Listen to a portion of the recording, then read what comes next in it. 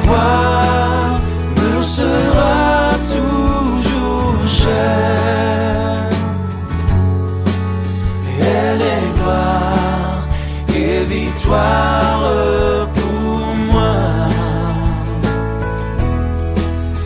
Et par elle, en la maison du Père, la couronne est offerte à ma foi. Et par elle, en la maison du Père, la couronne est offerte à ma foi.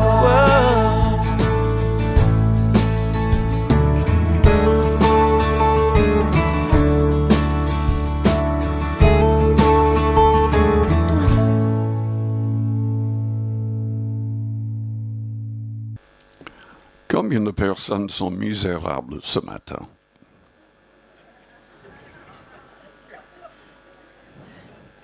Élevez votre main très haut. Vous êtes misérable.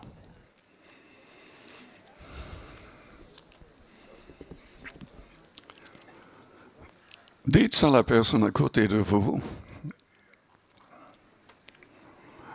que le Seigneur vous donne une merveilleuse année.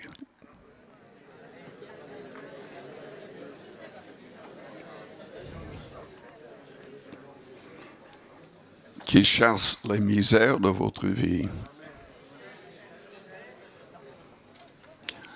qui vous remplisse de la joie du Seigneur.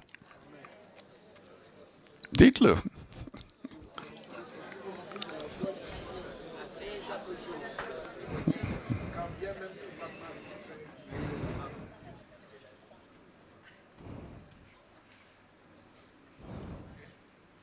Qui nous pardonne notre tristesse. Amen. Parce que nous sommes ordonnés d'être toujours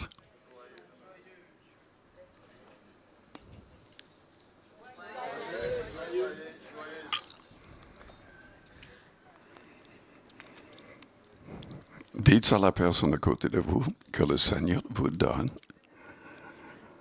qu'il vous remplisse de justice, de paix et de joie par le Saint-Esprit.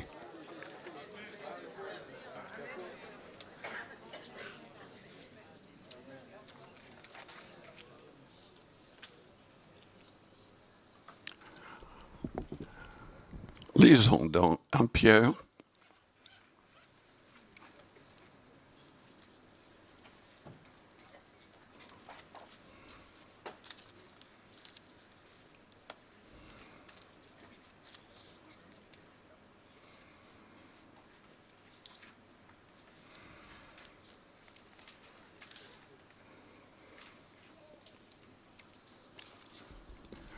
chapitre 1er, 1 Pierre, chapitre 1er, et au verset 3. Béni soit Dieu le Père de notre Seigneur Jésus-Christ, qui, selon sa grande miséricorde, nous a régénérés. Est-ce que vous êtes régénérés? Nés de nouveau? Une nouvelle personne? Entièrement? C'est ce que Dieu désire faire pour chacun de nous. Il veut nous régénérer.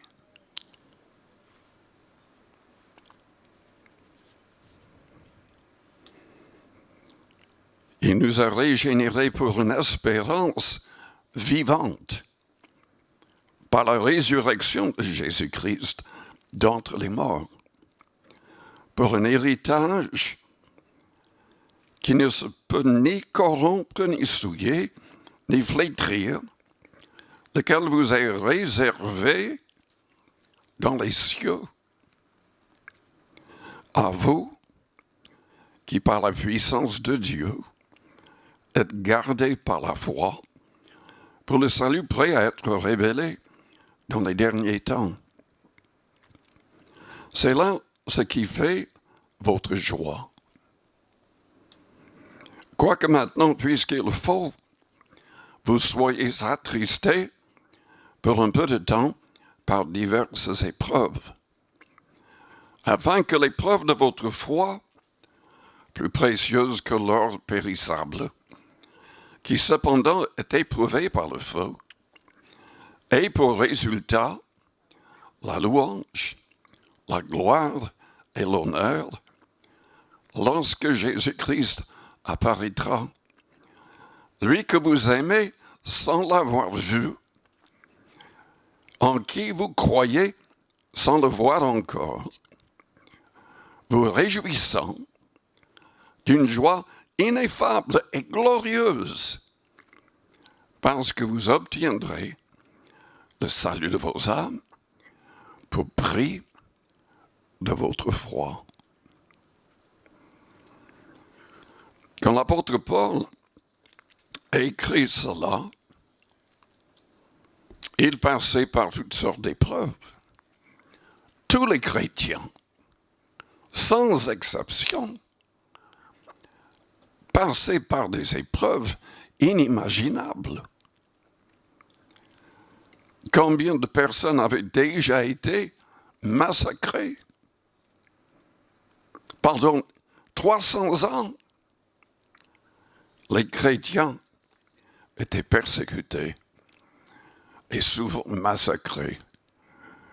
Des familles entières, des villes entières.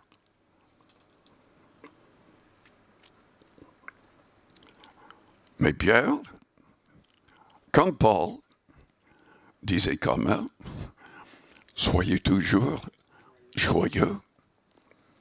Réjouissez-vous toujours dans le Seigneur. Ce qui est important, c'est de garder nos yeux fixés sur le Seigneur, surtout quand ça va mal. Nos yeux fixés sur le Seigneur et sur les récompenses.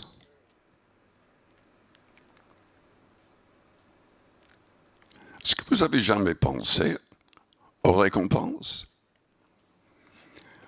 Pierre a dit aussi, je crois que c'est même dans le... Enfin, il a dit, si nous persévérons,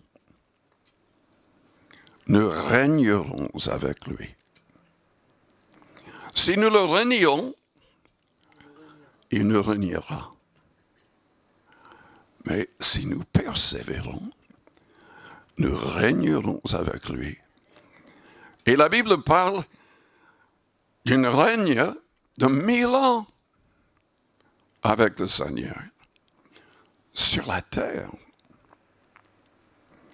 Beaucoup de gens ne prennent pas le temps même de lire la Bible et pensent au ciel, mais nous ne serons pas au ciel longtemps. Nous serons sur la terre, avec Dieu, avec le Seigneur. Et même la nouvelle Jérusalem va descendre du ciel. La Bible parle de récompense. Jésus-Christ a souvent parlé de récompense. Il a dit, ne vous amassez pas des trésors sur la terre, mais amassez-les dans le ciel. Quand nous donnons pour évangéliser le monde, pour aider les gens en détresse, c'est le meilleur placement qui soit. Parce que ça va marcher pendant les âges de l'éternité. Dans l'Apocalypse,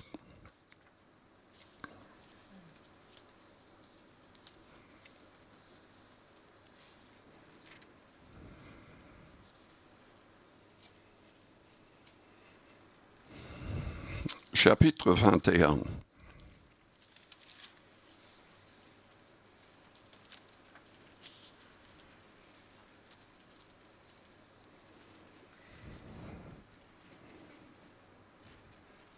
Le Seigneur a dit au verset 6, « C'est fait, je suis l'alpha et l'oméga, le commencement et la fin. À celui qui a soif, je donnerai de la source de l'eau de la vie gratuitement. Celui qui vaincra héritera ces choses.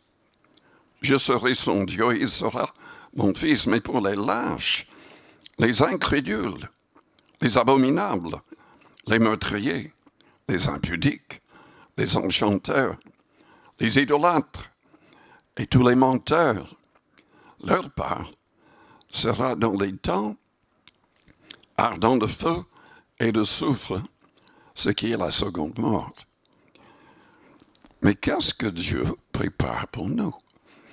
Jésus-Christ avait dit à ses disciples, dans Jean 14, qu'il devait partir, leur préparer une place.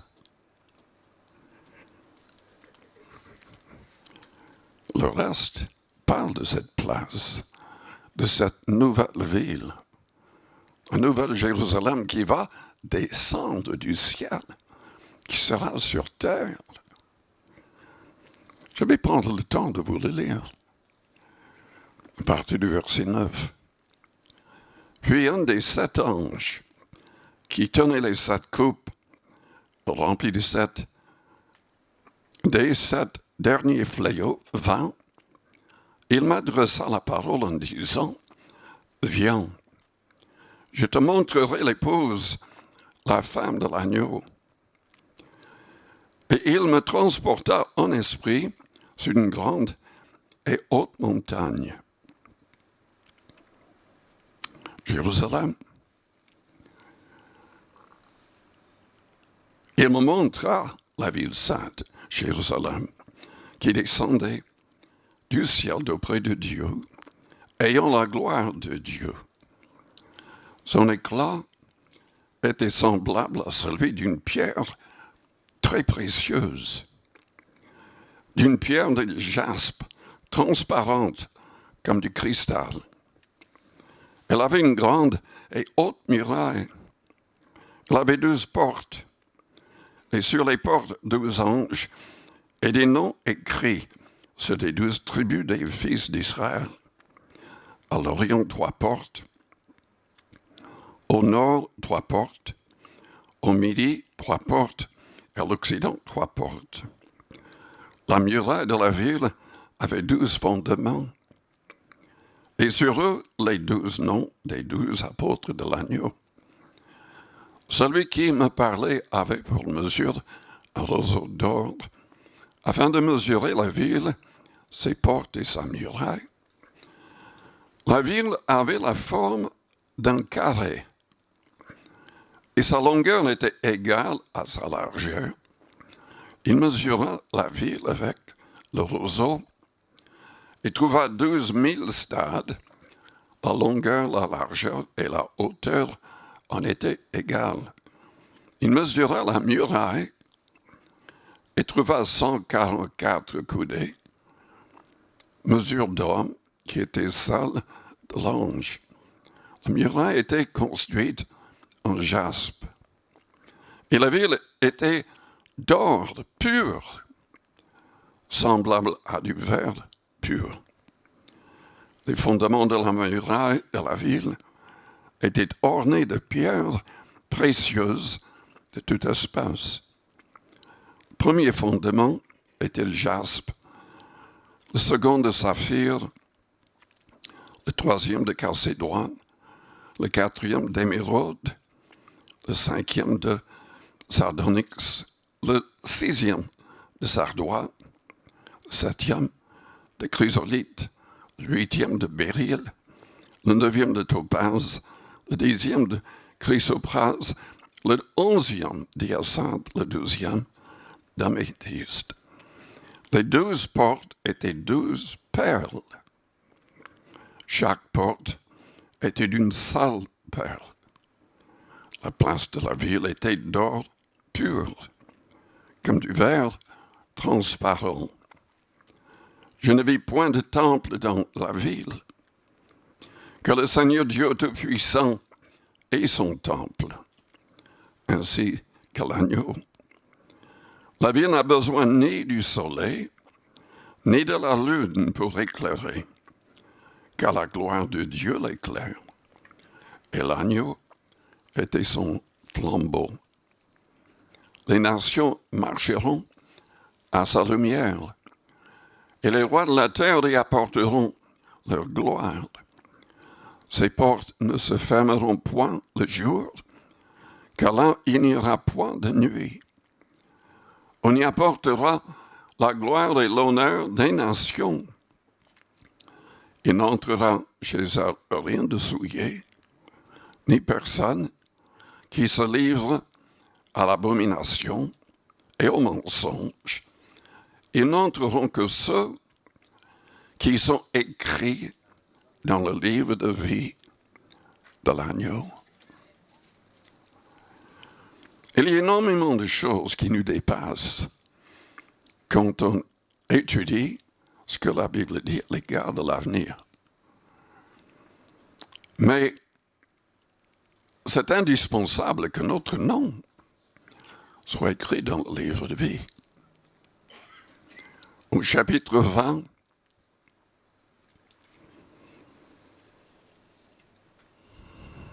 au verset 11, nous lisons « Puis je vis un grand trône blanc, et celui qui était assis dessus, la terre et le ciel s'enfuirent devant sa face, et il ne fut plus trouvé de place pour eux. Et je vis les morts, les grands et les petits, qui se tenaient devant le trône. Des livres furent ouverts, et notre livre fut ouvert, celui qui est le livre de vie. Et les morts furent jugés selon leurs œuvres, d'après ce qui était écrit dans ces livres. La mer rendit les morts qui étaient en elle. La mort et le séjour des morts rendirent les morts qui étaient en eux. Et chacun fut jugé selon ses œuvres. Et la mort et le séjour des morts furent jetés dans les temps de feu. C'est la seconde mort, les temps de feu. Quiconque ne fut pas trouvé écrit dans le livre de vie fut jeté dans les temps de feu. Est-ce que votre nom est écrit dans le livre de vie? Jésus-Christ, dans Jean 10, a dit au verset 9, « Je suis la porte. Je suis la porte. » Il est la seule porte. Il est le seul vrai sauveur. Il avait dit aussi, « Je suis le chemin, la vérité et la vie. Nul ne vient au Père que par moi. » À cause de l'Internet, de YouTube, le monde est plongé dans un chaos théologique, avec je ne sais pas combien de faux prophètes, de faux apôtres, de faux pasteurs, des gens qui prêchent le contraire de ce que la Bible enseigne. Il y a des gens qui pratiquent des abominations de toutes sortes et qui prêchent que la Bible accepte tout cela. Mais Jésus-Christ est le seul sauveur. Et si nous ne sommes pas en relation réelle avec lui, si nous ne sommes pas en train d'annoncer sa parole, vivant selon tous ses commandements, notre nom ne sera pas dans le livre de vie. Et même si nous avons commencé à marcher avec le Christ, selon ce qu'il a dit dans l'Apocalypse 2 et 3, si nous ne sommes pas persévérants, restant attachés à la sainte doctrine, gardant une bonne conscience et la vraie foi biblique, notre nom peut être effacé du livre de vie. Si nous persévérons, nous régnerons avec le Christ. Si nous persévérons en dépit de toutes les attaques, si vous n'avez pas d'attaque, il y a un problème. Si vous n'êtes jamais persécuté, il y a un problème. Parce que nous ne pouvons pas être de vrais chrétiens et ne pas avoir des problèmes. Et plus on est de vrais chrétiens, plus on est comme le Christ, plus on aura des problèmes. Mais plus nous serons remplis de joie parce qu'il y aura des âmes sauvées. C'est parce que Paul a accepté des souffrances inimaginables qu'il a gagné tellement d'âmes. Il y a beaucoup de gens qui s'isolent pour ne pas avoir de problème. Mais la Bible nous appelle, enfin même l'Église, qu'est-ce que le Seigneur a dit dans Matthieu 16? Les portes du séjour des morts ne prévaudront point contre elles. L'idée, c'est que nous sommes l'Église en train d'écraser les portes de l'enfer, d'arracher les âmes du jugement éternel, en quelque sorte. C'est symbolique, mais Jude en parle aussi. Et nous dit que si nous restons remplis de l'Esprit, si nous prions par l'Esprit, nous pouvons nous maintenir dans l'amour de Dieu et grâce à la force qu'il nous donnera dans ces moments de prière, nous arriverons à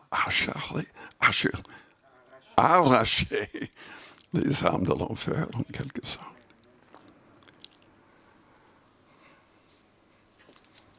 Lisons ce que le Christ a dit dans Jean 10. Je suis la porte, verset 9.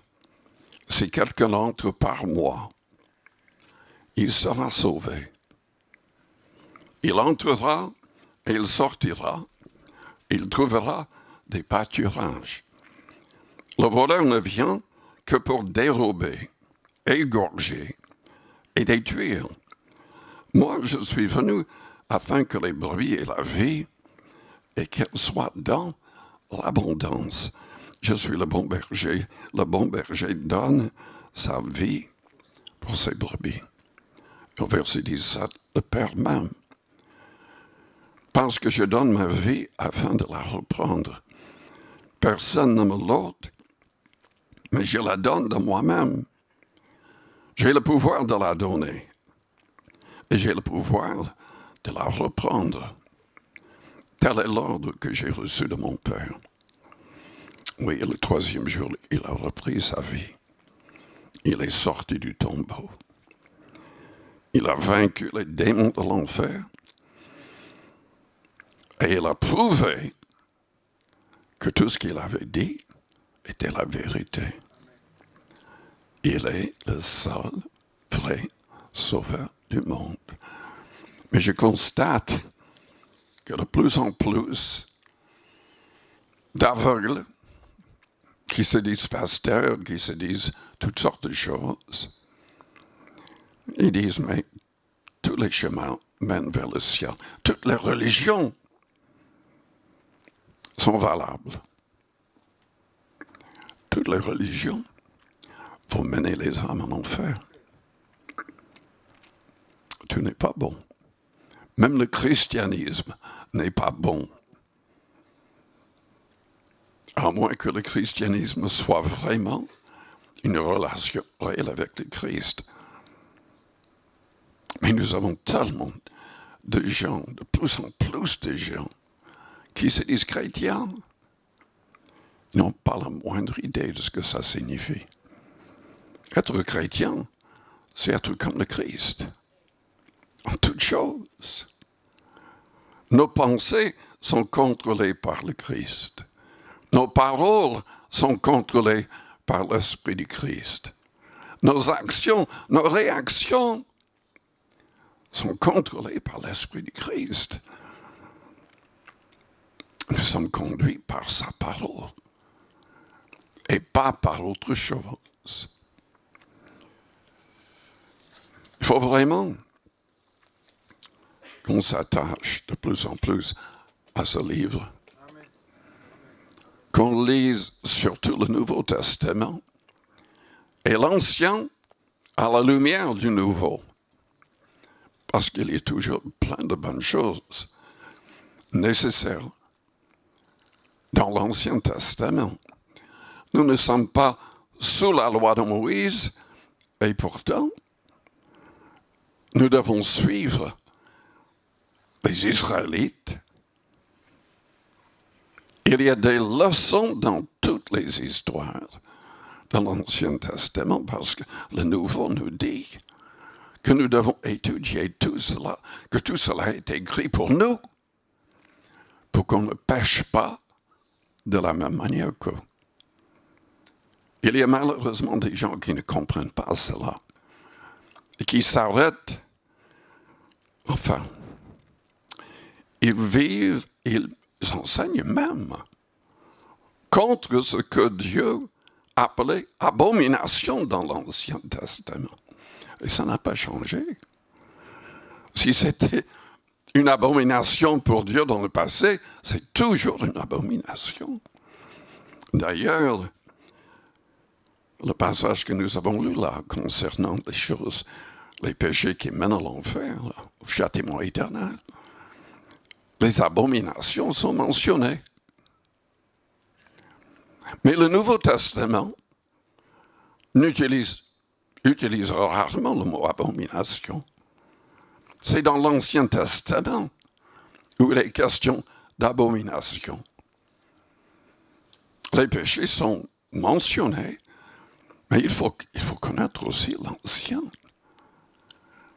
Il y a plein de choses qui ne s'appliquent plus parce que Jésus-Christ a remplacé toutes les histoires d'offrandes. On n'a plus besoin de sacrificateurs. Nous sommes tous appelés à être des sacrificateurs. Selon Hébreux 13, offrant à Dieu un sacrifice de louange des lèvres qui confessent son nom. Et c'est tellement important. Parce que si on reste dans le silence, on se condamne. Si nous persévérons, nous régnerons avec le Christ. Si nous le renions, il va nous renier. Mais rester dans le silence, c'est le renier. C'est ne pas obéir. Parce qu'il nous a appelés à porter du fruit, même beaucoup de fruits, gagnant des âmes, faisant des disciples. Combien d'âmes est-ce que vous avez aidé à se convertir depuis votre conversion? Lisons dans Matthieu 10.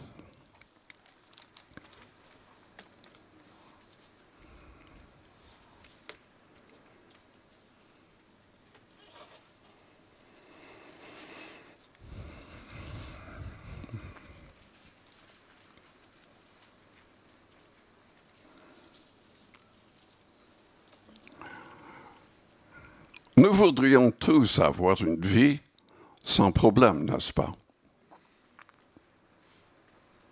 Soyez honnêtes. Une vie de richesse, une vie sans problème, sans épreuve. Mais qu'est-ce que le Seigneur a dit? Qu'est-ce que le Seigneur avait dit à ses disciples?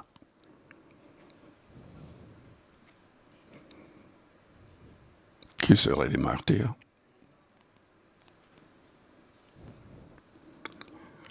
Matthieu 10, verset 24. Le disciple n'est pas plus que le maître, ni le serviteur plus que son Seigneur. Il suffit au disciple d'être traité comme son maître. Paul, enfin, c'est pas sûr. Je lis des histoires concernant les disciples, mais parfois ils se contredisent. Donc, je ne suis pas sûr. Il semblerait que Pierre ait été crucifié, mais il a demandé d'être crucifié à l'envers parce qu'il n'était pas... Enfin, il voulait que le Seigneur reçoive la gloire pour tout et que lui, rien. Je croyais que Paul avait été crucifié aussi, en tout cas. Il a été tué la même année que Pierre, les deux à Rome. Il suffit au disciple d'être traité comme son maître. Vous voulez être un disciple? J'aurais dû demander tout à l'heure.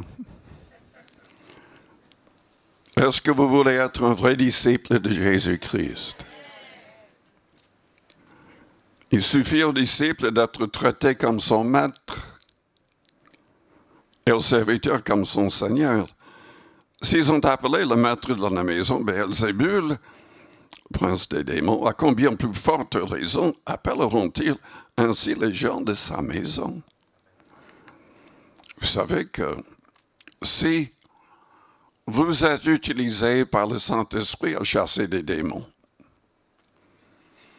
s'il y a des malades guéris, il y a plein de gens qui sont chrétiens qui vont dire, mais si vous avez du succès, c'est diabolique. Ça ne vient pas de Dieu. Ces choses-là, les miracles, les prophéties et tout le reste, ça a disparu après la mort des apôtres. Il y a plein d'églises évangéliques qui prêchent ça.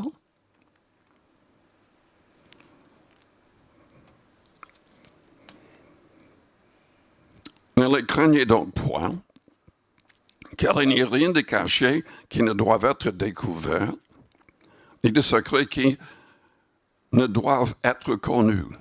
Ce que je vous dis dans les ténèbres ou en privé, dites-le en plein jour. Et ce qui vous est dit à l'oreille, prêchez-le sur les toits. Enfin, l'Internet nous aide actuellement pour prêcher au monde entier.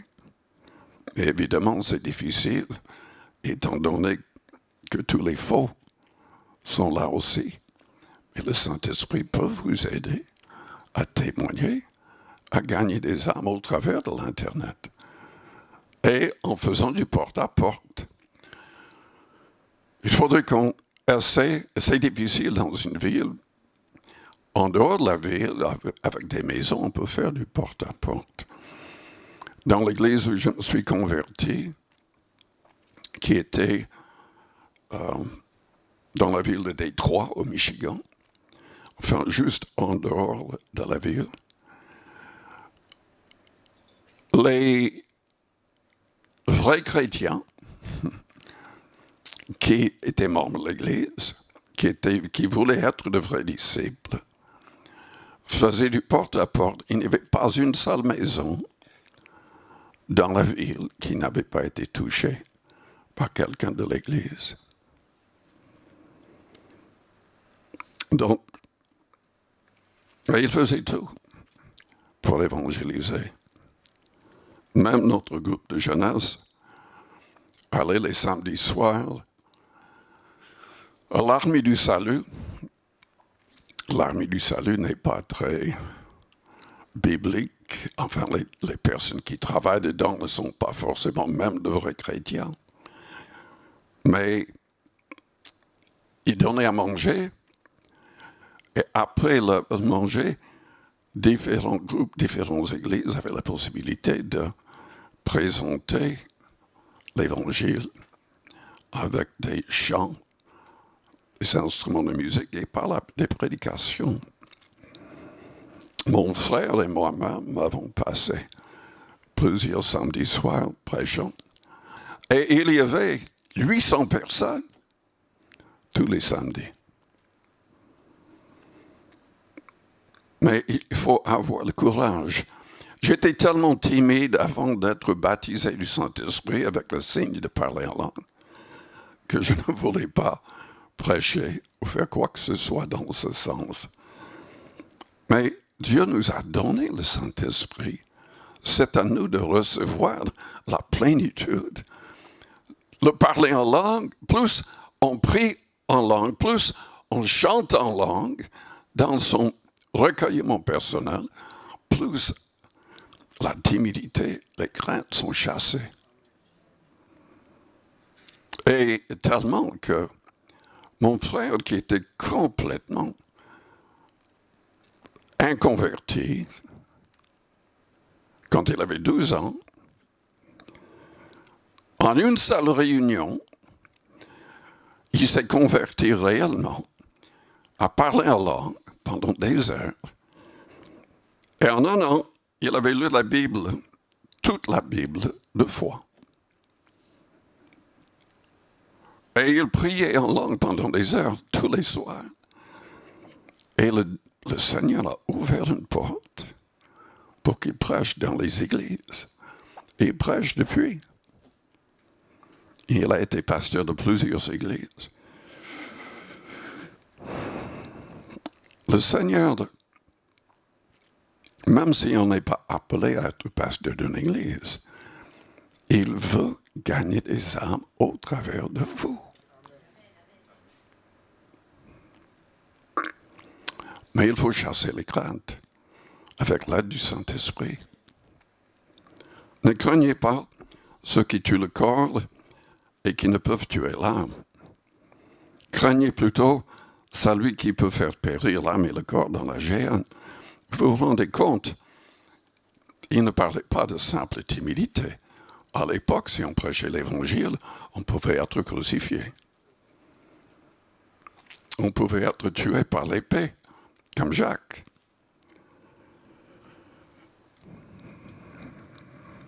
Mais le Saint-Esprit nous aide à tout supporter.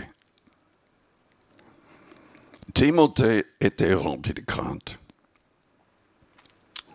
Et Paul lui a dit quoi? Dans 2 Timothée 1, versets 6 et 7. Ranime le don que tu as reçu par l'imposition de mes mains. Car Dieu ne nous a pas donné un esprit de crainte ou de timidité, mais un esprit de force, d'amour et de sagesse. C'est ce qui a changé ma vie. J'aimais le Seigneur, mais j'étais fermé au parler en langue. Mais quand j'ai fait l'expérience de la Pentecôte, et quand j'ai obéi en priant, en langue, en intercédant par le Saint-Esprit, tout a changé. Tout a changé.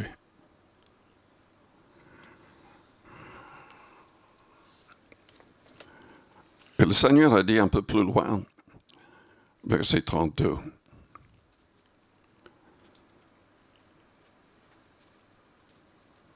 quiconque me confessera devant les hommes, je le confesserai aussi devant mon Père qui est dans les cieux. Mais quiconque me reniera devant les hommes, je le renierai aussi devant mon Père qui est dans les cieux. Dans Hébreux 13, qu'est-ce qui est marqué? Nous l'avons lu tout à l'heure, je l'ai cité. Nous devrions tous offrir un sacrifice de louange des lèvres qui confessent son nom. La vraie louange, ou pour avoir une louange complète, inclut cela. Et c'est peut-être unique. C'est ça la vraie louange. Quand nous confessons son nom devant les hommes, quand nous cherchons les âmes, quand nous chassons la timidité et les craintes afin de parler du Seigneur.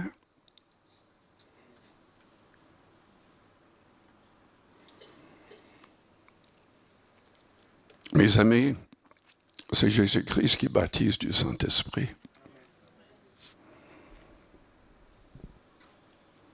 Il a dit, si vous m'aimez, gardez mes commandements.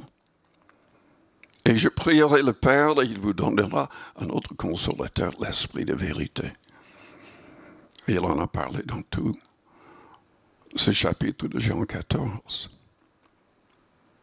Et il a dit qu'on entrerait dans une relation tellement profonde que le Père, le Fils et le Saint-Esprit seraient réellement présents en nous, avec nous et en nous. Et à la fin, il parle de paix. Je vous donne ma paix. C'est pour les gens qui passent par tout cela. La paix, même quand il y a toutes sortes d'épreuves, quand il y a toutes sortes de problèmes, quand il y a la mort. Les apôtres, les chrétiens, voyaient les gens dans leur famille tués pour leur foi. Soyez toujours joyeux. Paul disait néanmoins. Et Pierre disait, mais le Saint-Esprit peut nous aider.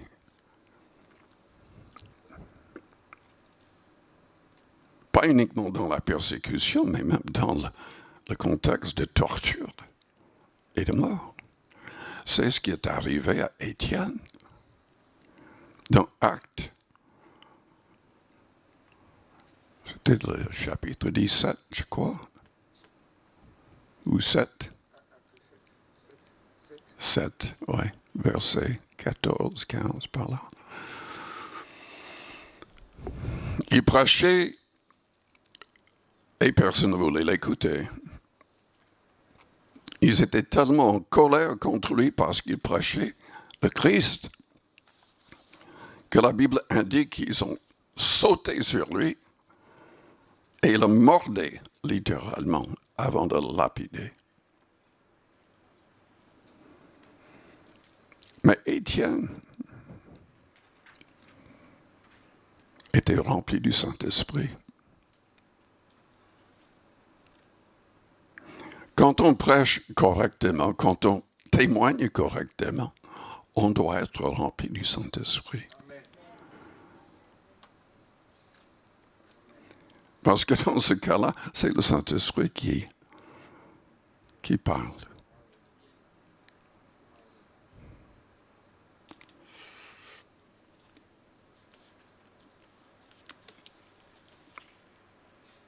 Jésus-Christ est la clé de tout. Il est la clé de tout. Un vrai chrétien, c'est pas quelqu'un qui va à l'église fidèlement ou de temps à autre. C'est celui qui est conduit toujours par le Saint-Esprit. Évidemment, il va être fidèle dans une église quelque part. Fidèle, mais il doit être fidèle, confessant le Christ, cherchant les âmes. Et Jésus a dit, Jean 15, si on ne porte pas de fruits, on sera rejeté. Et il a dit à l'Église, dans l'Apocalypse chapitre 2, l'église d'Éphèse. Tu as perdu ton premier amour.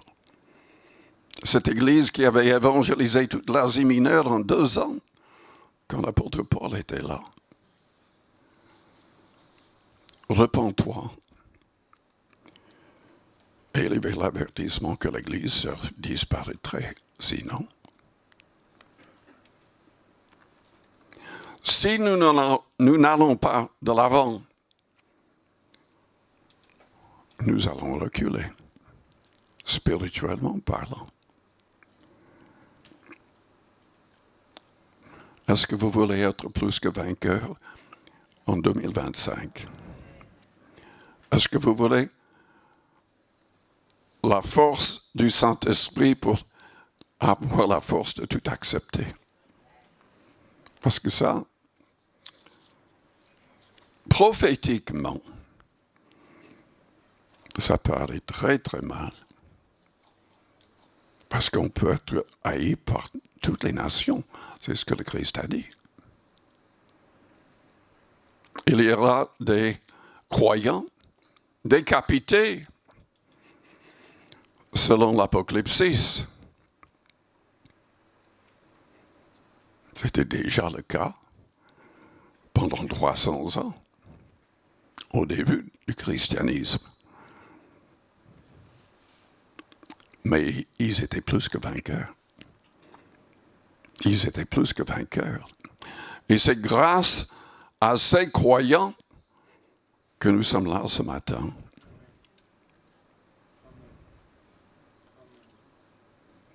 Mais est-ce qu'il y aura d'autres grâce à notre témoignage? Est-ce qu'il y aura beaucoup de fruits grâce à ce que nous allons accepter de faire?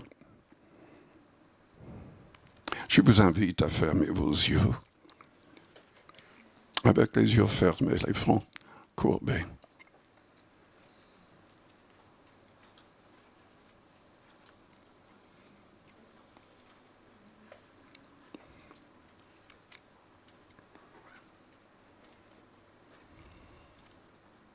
Peut-être que vous êtes là et vous n'avez pas encore vraiment donné votre cœur, votre vie pleinement au Seigneur. Vous n'avez pas encore pris la ferme décision de faire mourir les actions, les mauvaises actions de la chair.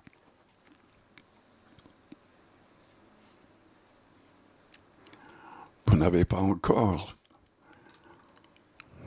pris la ferme décision de persévérer afin de régner avec lui. Peut-être que vous avez même renié le Christ.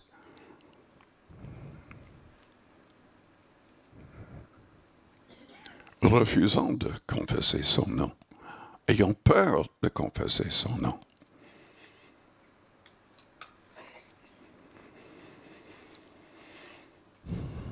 Mais si ce matin vous voulez demander au Seigneur de vous pardonner, de vous purifier, de vous sanctifier, si vous êtes prêt à demander qu'il vous accepte comme un vrai disciple, je voudrais prier pour vous. Élevez vos mains vers le ciel, vers le Seigneur.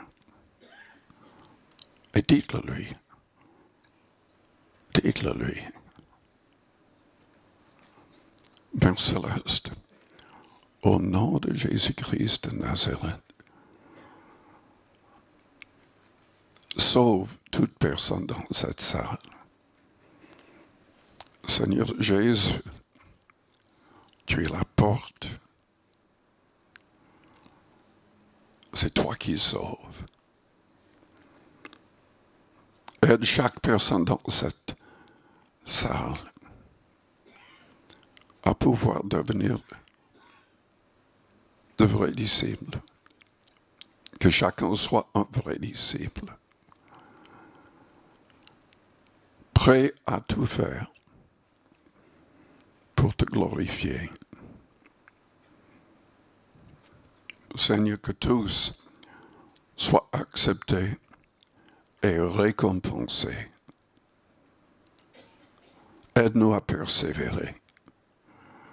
Pendant toute cette nouvelle année, aide-nous à persévérer.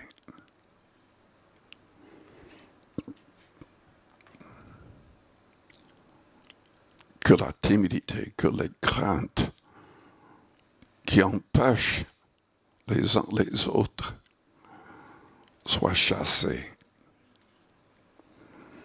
Que les esprits mauvais de crainte soient chassés. Seigneur, remplis-nous tous de ton Esprit Saint. Aide-nous à toujours persévérer. Aide-nous à toujours t'offrir un sacrifice de louange des lèvres qui confessent ton nom. Élevons nos mains ensemble et prions le Seigneur. Pendant un certain temps, prions le Seigneur, remercions le Seigneur. Demandons son aide. Si vous passez par des épreuves, si vous êtes venu ce matin misérable, triste, recevez sa force, recevez la joie du Seigneur, recevez le Saint-Esprit qui produit la justice, la paix et la joie. Louons-le ensemble. Alléluia.